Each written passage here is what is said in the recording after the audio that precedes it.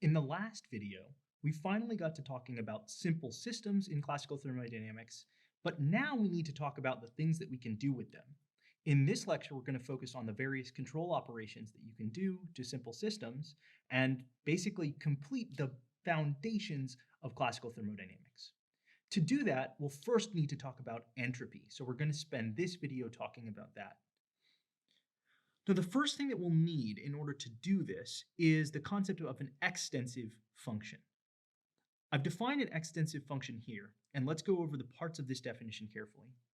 So a function f on a state space gamma with these internal energy work coordinates, which we said earlier are always possible. It's always possible to use internal energy and work coordinates to parameterize the state space, is called extensive exactly when, if we multiply each of these parameters by a positive real number alpha, and then plug them into the function f, that has the same effect as plugging all of those parameters into the function f in the first place and then multiplying by alpha afterward. Let's get a little bit of mathematical intuition with some examples. First of all, what happens if f of, let's just use two variables, x1 and x2, is equal to x1 plus x2? Well, that pretty clearly works, right? So f of alpha x1 comma alpha x2 is equal to alpha x1 plus alpha x2, which is equal to alpha of x1 plus x2. And that is equal to alpha of fx1 x2. Good. Next, let's check the example when we multiply these variables. So we'll try f of x1, x2 is equal to x1 times x2. We'll see pretty clearly that this doesn't work. If we stick in alpha before each of these variables, we get alpha squared here, x1, x2. So this case does work, but this case very clearly doesn't work. But we can fix things if we add in a third variable. Suppose we have f of x1, x2, and x3 is equal to, in this case, we'll try x1, x2 divided by x3. And here we get another case that definitely does work. What happens now is that if we plug in alpha times each of the parameters, well, we get alpha squared in the numerator just as before, but now we have an alpha in the denominator. So 1 power of alpha is canceled, and we end up with alpha times x1, x2 over x3, where this is exactly f of x1, x2, x3. So this does work. And in general, we've actually found a very sort of useful family of solutions here. Suppose that we have f of three variables, x1, x2, x3, is equal to, let's just say x1 without any loss of generality, times some other function, let's call it g, of x2 divided by x3. This, it turns out, will always work because x2 divided by x3 is intensive. When we divide an extensive variable by another extensive variable, we always get an intensive variable, since multiplying by that factor alpha in both the numerator and denominator has no net effect.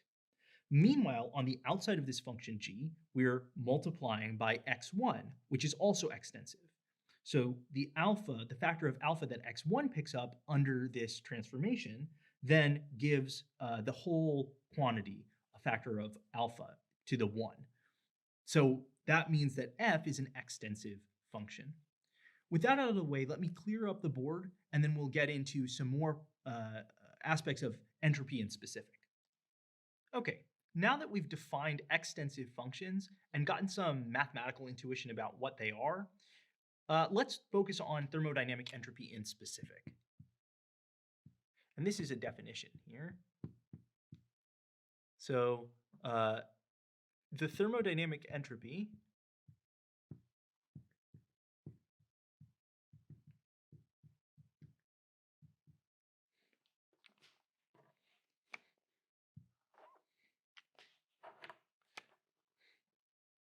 of a system with state space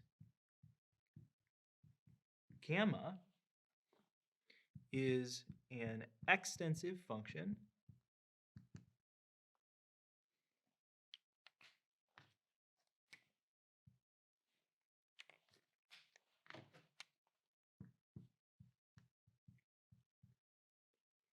satisfying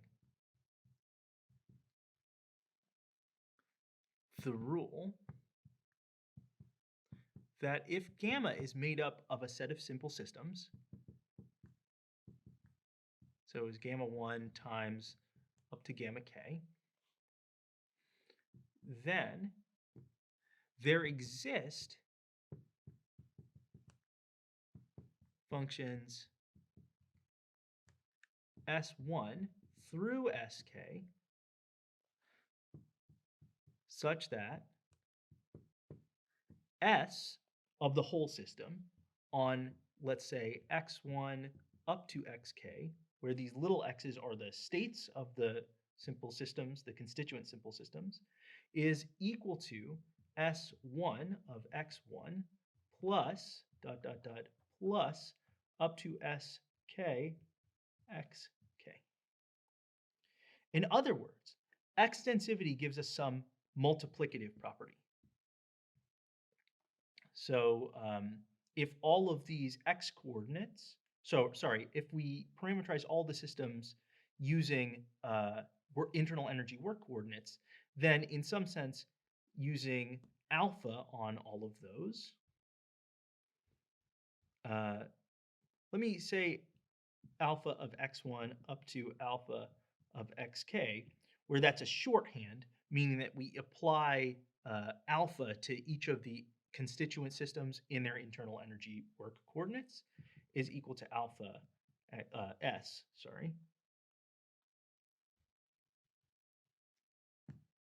of x1 through xk. So we have this multiplicative condition, and we also have this additive condition. And we'll find right off the bat that there are very, very few functions that satisfy both of these conditions. They're very restrictive.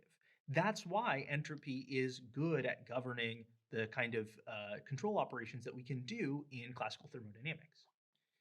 Okay, there's one more thing that needs to be specified here. If entropy is, thermodynamic entropy is a thermodynamic quantity, it should have magnitude, which it does because it's real valued, but it should also have type. So what is the type of entropy? And here is one of the great unfortunate accidents of history.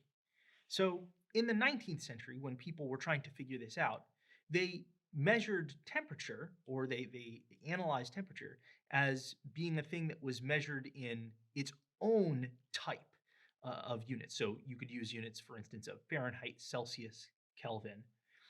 But in fact, temperature has something intrinsically to do with energy. If we had chosen temperature as having the same type as units of, or as variables with type energy, then it turns out that thermodynamic entropy would have type of just numbers.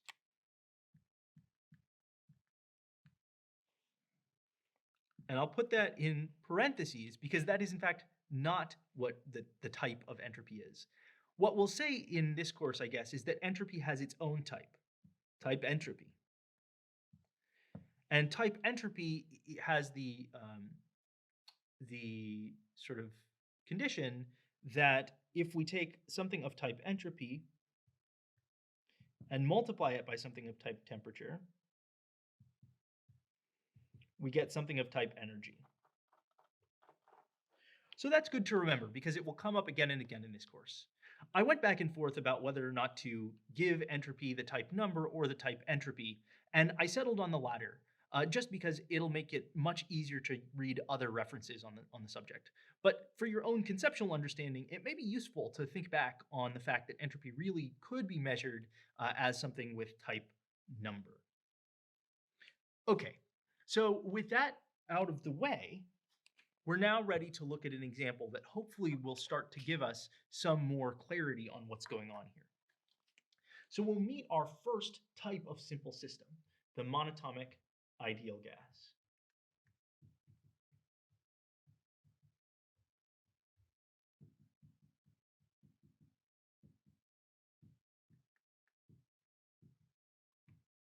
Now, when we talk about the specific entropy of a given system, a given maybe type of system, we often use the term equation of state.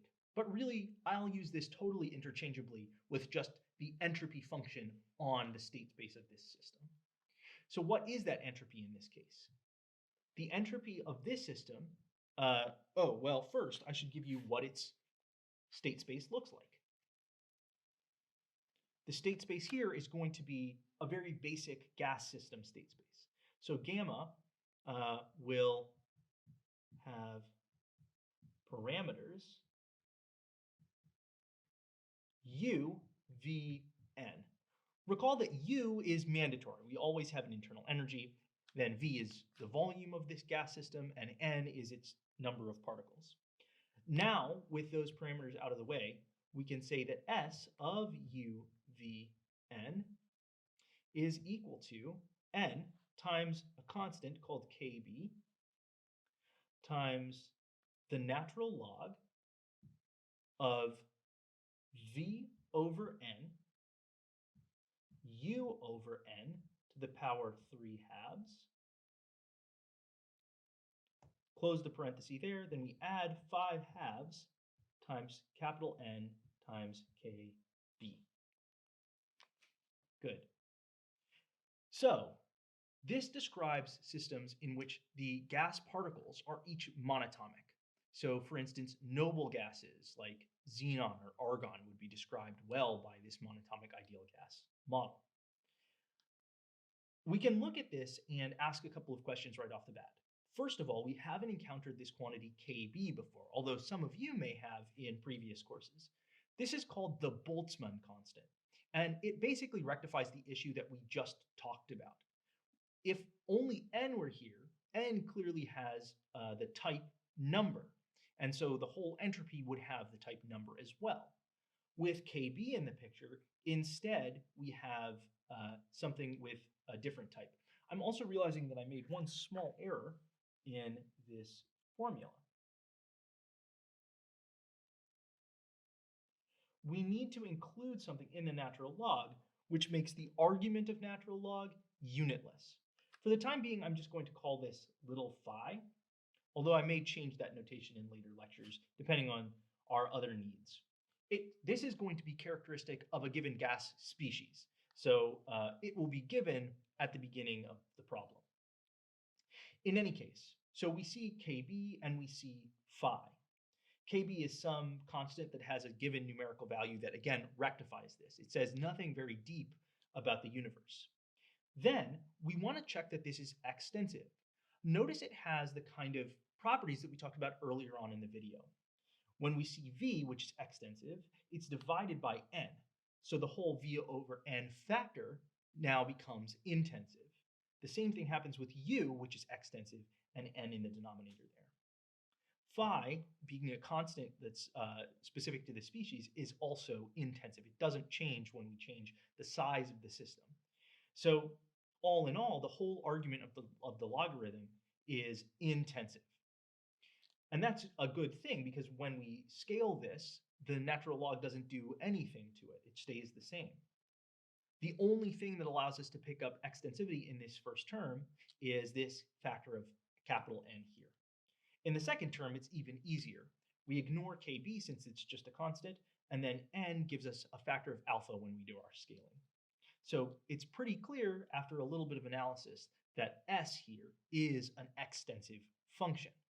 Now, this has no internal constituent parts because it's a simple system. So we can't check our additivity test. For that, we would need a compound system. But this basically gives us the way that we would analyze such a compound system if it were composed of two monatomic ideal gases. So if we have two monatomic ideal gases sitting on a table, then the entropy of this whole compound system is simply the sum of the entropies of the two boxes.